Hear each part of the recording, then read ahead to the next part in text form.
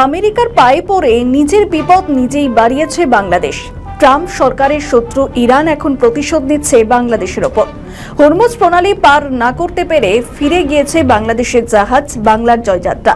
মধ্যপ্রাচ্যে যুক্তরাষ্ট্র এবং ইসরায়েলের সঙ্গে সংঘাতের প্রেক্ষাপটে কৌশলগতভাবে অত্যন্ত গুরুত্বপূর্ণ হরমুজ প্রণালী কঠোরভাবে নিয়ন্ত্রণ করছে ইরান।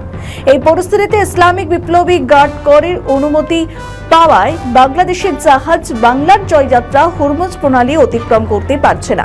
একদিকে ইরানের পক্ষ থেকে সহযোগিতার আশ্বাস মিললেও বাস্তবে অনুমতি না পাওয়ায় তৈরি হয়েছে জটিলতা ও প্রশ্ন।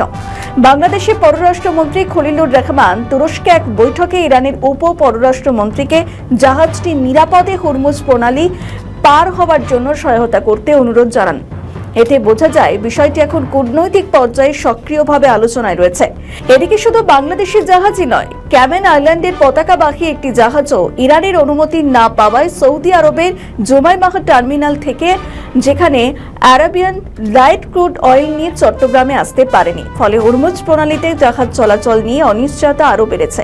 এপ্রিলের শুরুতে ঢাকায় ইরানের রাষ্ট্রদূত হরমুজ প্রণালী পারাপারের ক্ষেত্রে বাংলাদেশের জাহাজকে সহায়তার আশ্বাস দিয়েছিলেন।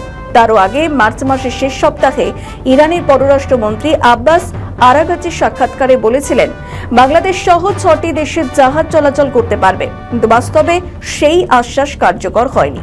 2 দফা চেষ্টা করেও হরমুজ প্রণালী অতিক্রম করতে না পেরে প্রায় 37,000 টন সার বোঝাই বাংলার জয়যাত্রা বর্তমানে সংযুক্ত আরব আমিরশাহীর একটি বন্দরের কাছে অবস্থান করছে। জাহাজটির নিরাপদ গমন নিশ্চিত করতে কূটনৈতিক তৎপরতা অব্যাহত রয়েছে বলে জানিয়েছেন বিএসসির ব্যবস্থাপনা পরিচালক কমান্ডার মাহমুদুল মালিক। তবে প্রশ্ন উঠছে, বাংলাদেশের সঙ্গে ঐতিহাসিকভাবে বন্ধুত্বপূর্ণ সম্পর্ক থাকা সত্ত্বেও ইরান কেন বাংলাদেশের জাহাজকে বাধা দিচ্ছে?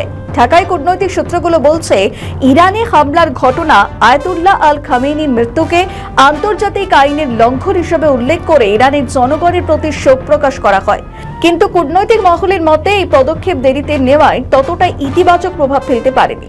ঢাকায় ইরানের রাষ্ট্রদূত জলিল রাহিমি জাহানাবাদী নিজেও এক সাক্ষাৎকারে অসন্তোষ প্রকাশ করে বলেন, বাংলাদেশের অবস্থান স্পষ্ট নয়। তিনি ইউরোপ এবং যুক্তরাষ্ট্রের যুদ্ধবিরোধী জনমতের উদাহরণ টেনে বাংলাদেশকেও আরও সুস্পষ্ট অবস্থান নেওয়ার আহ্বান জানান।